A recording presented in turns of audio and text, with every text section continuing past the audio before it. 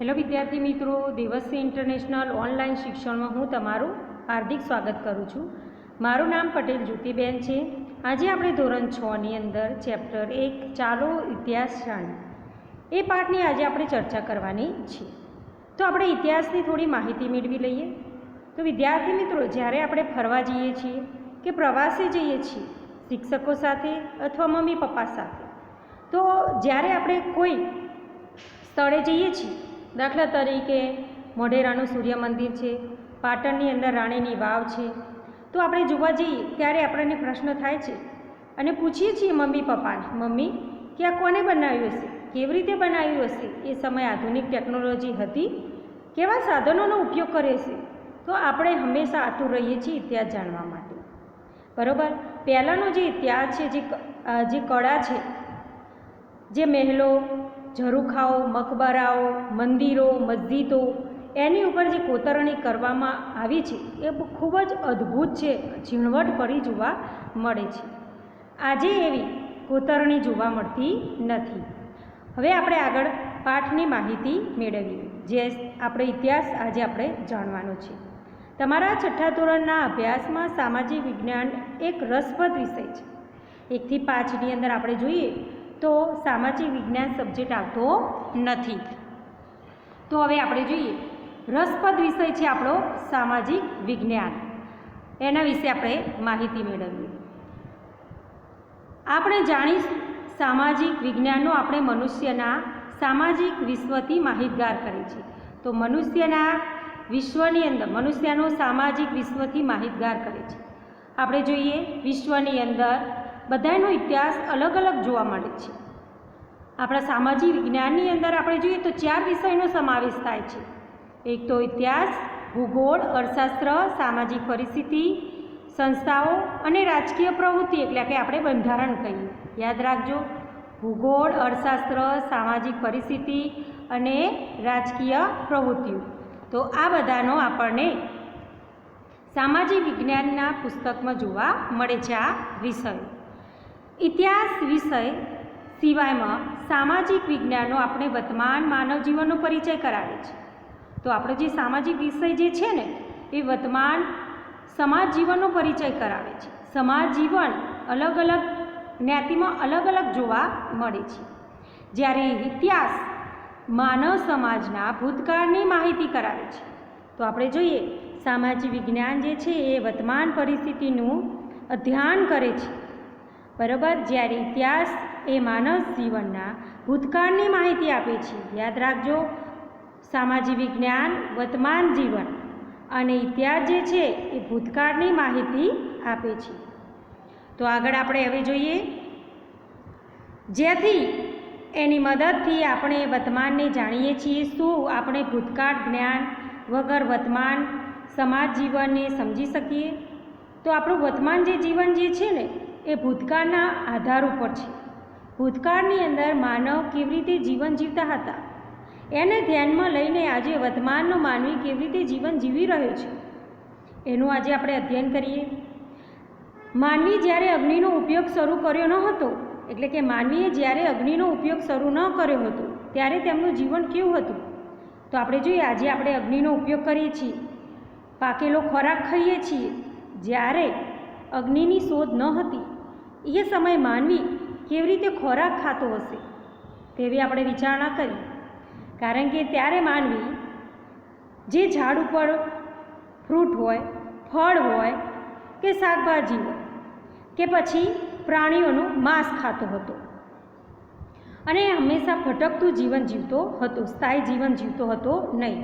કારણ કે લગાતાર તે ખોરાકની શોધમાં રહેતો હતો. એક સ્થળેથી ખોરાક મળી જાય તો બીજે દિવસે બીજા સ્થળે તે જતો રહેતો હતો. હવે આપણે જોઈએ, તમે એ બાબતની કલ્પના કરો કે માનવી ખેતીવાડી, રસ્તા, વાહન વ્યવહાર, મકાન વગેરે કેવી રીતે રહેતો હશે. તો આપણે કલ્પના કરીએ કે પહેલાંનો માનવી ખેતીવાડી વગર, રસ્તાઓ વગર, વાહન વ્યવહાર વગર અને મકાન વગર કેવી રીતે રહેતો હશે.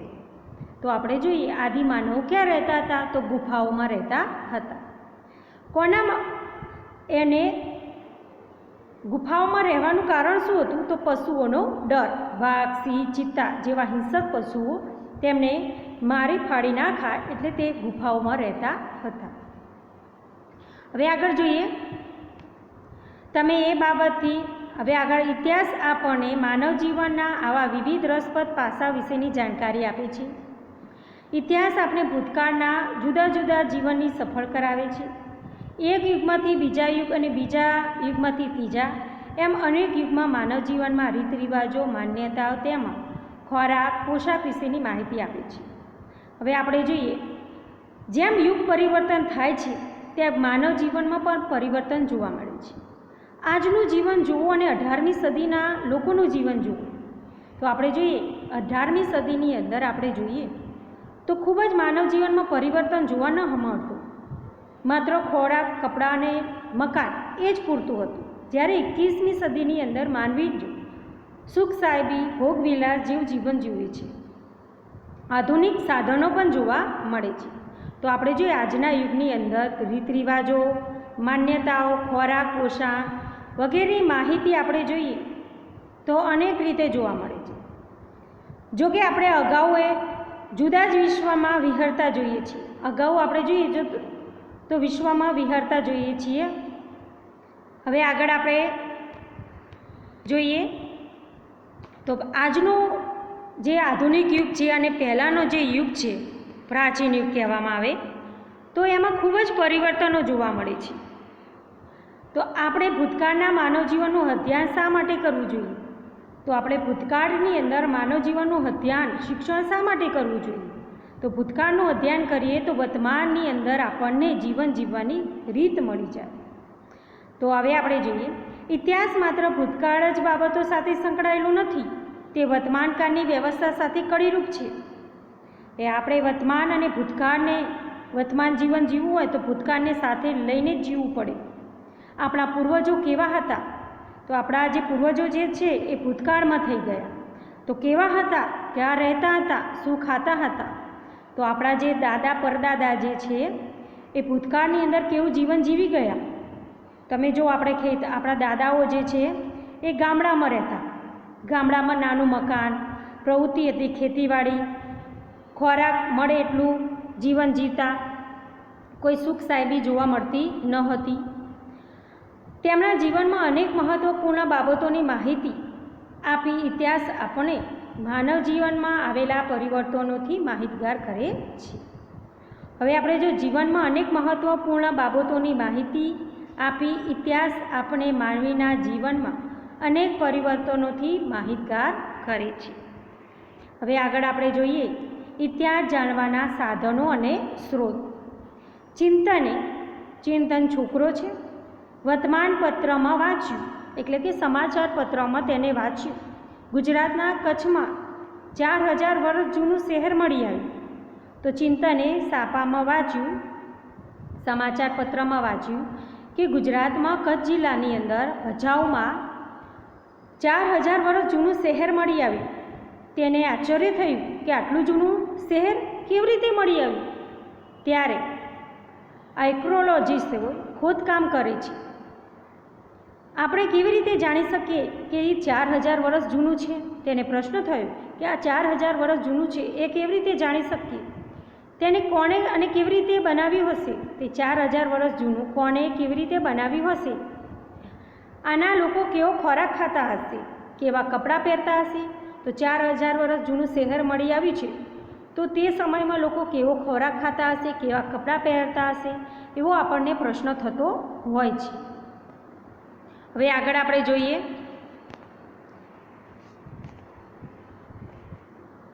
હવે ઇતિહાસ જાણવાના બે સ્ત્રોતો છે, તાળપત્ર અને ભોજપત્ર. તો હવે જુદા જુદા સાધનો જે છે ઇતિહાસ જાણવા માટેના, એમાં પહેલો છે તાળપત્ર અને ભોજપત્ર. તો આની અંદર તાળપત્રની અંદર ભોજપત્રનું પર લખાણ લખવામાં આવે છે અને લખાણના આધારે કહી શકાય કે એ લોકો કેવું જીવન જીવતા હતા, કેવી રીતે રહેતા હતા. પ્રાચીન સમયમાં માનવી લખવા માટે તાળપત્ર કે ભોજપત્રનો ઉપયોગ કરતો. તો પ્રાચીન સમયની અંદર માનવી પાસે લખવા માટે પેન, પેન્સિલ હતું નહીં, પુસ્તક હતું નહીં, લખવા માટે પેજ, કાગળ હતા નહીં. તો એક શું લખતા? પ્રાચીન સમયમાં માનવી લખવા માટે તાડપત્રો અને ભોજપત્રનો ઉપયોગ કરતો, જેને આપણે હસ્તપ્રત કહીએ છીએ.